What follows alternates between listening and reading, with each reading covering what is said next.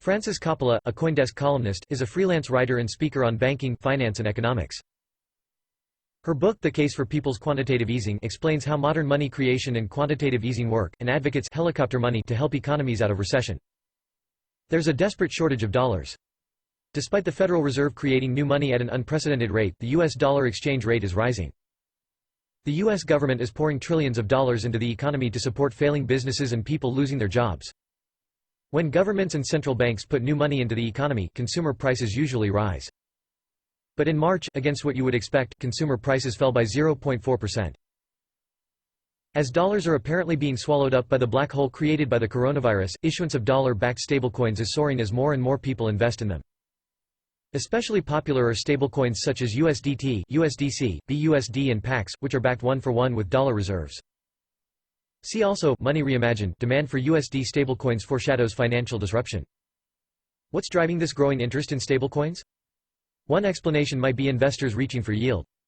As global interest rates fall, returns on conventional assets become increasingly disappointing.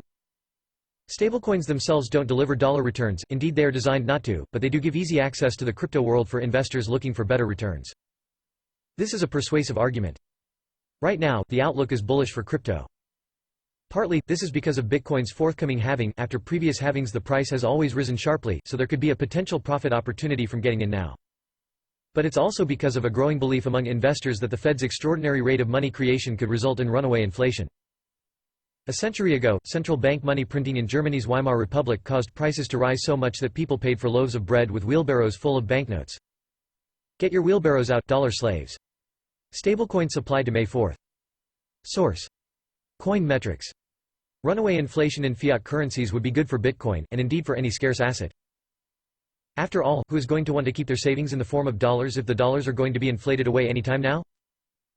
So wise investors might exchange their dollars for crypto, thus benefiting from what could be a considerable bull run as fiat currencies burn. Though the Fed's preferred measure of inflation expectations, the 5-year forward spread, is not predicting runaway inflation. If anything, it is deflation, not inflation, that most investors foresee. CoinDesk's Michael Casey wonders if the surge in stablecoins could be driven not by investors reaching for yield or expecting high inflation, but by businesses desperate to find a secure source of dollar liquidity at a time of crisis. Stablecoins, after all, are equivalent to dollars. And they provide access to a payments network that is global, usually efficient, and, importantly, doesn't rely on banks. Whether stablecoin issuers can meet the FDIC's requirements has not yet been tested. Banks depend for their survival on the solvency of their borrowers. When the economy crashes, businesses fail and people lose their jobs, banks can become very wobbly. And, since the 2008 crisis, government bailouts of banks have become anathema.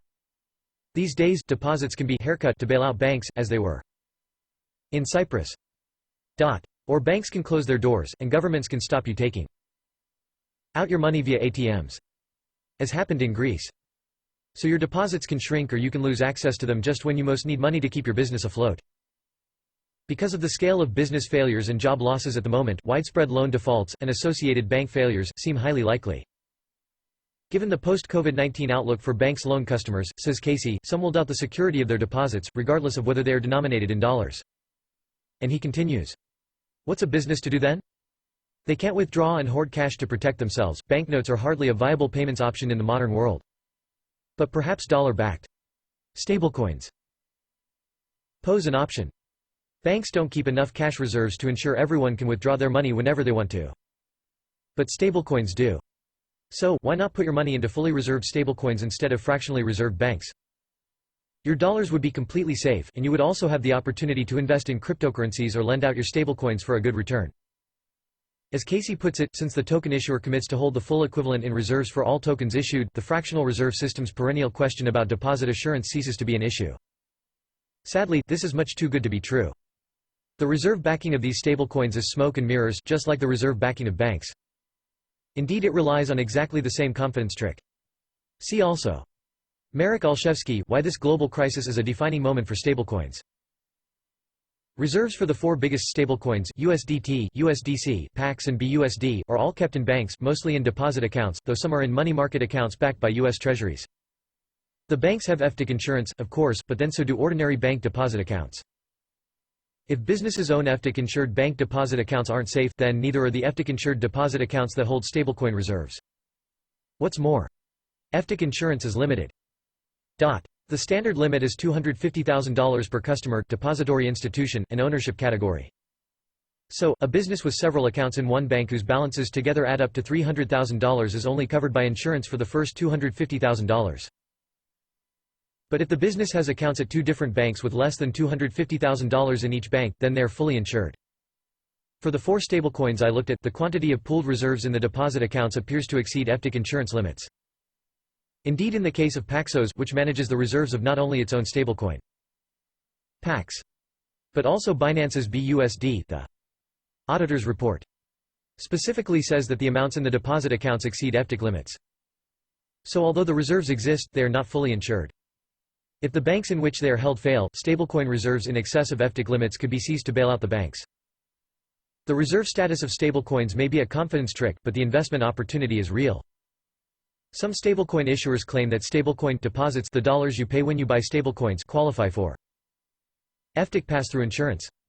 The argument is that the dollars are held in custody in common accounts on your behalf. But FDIC pass-through insurance comes with significant restrictions. For example, people's individual deposits within the common funds must be clearly identifiable and regularly reported. It also excludes investments such as mutual funds and securities. Whether stablecoin issuers can meet the FDIC's requirements has not yet been tested. And nor has the legal status of stablecoins that are issued by, and actively traded on, crypto exchanges solely for the purpose of speculation in cryptocurrencies. Speculative assets aren't covered by FDIC insurance. So, stablecoin reserves may not be fully protected by FDIC insurance.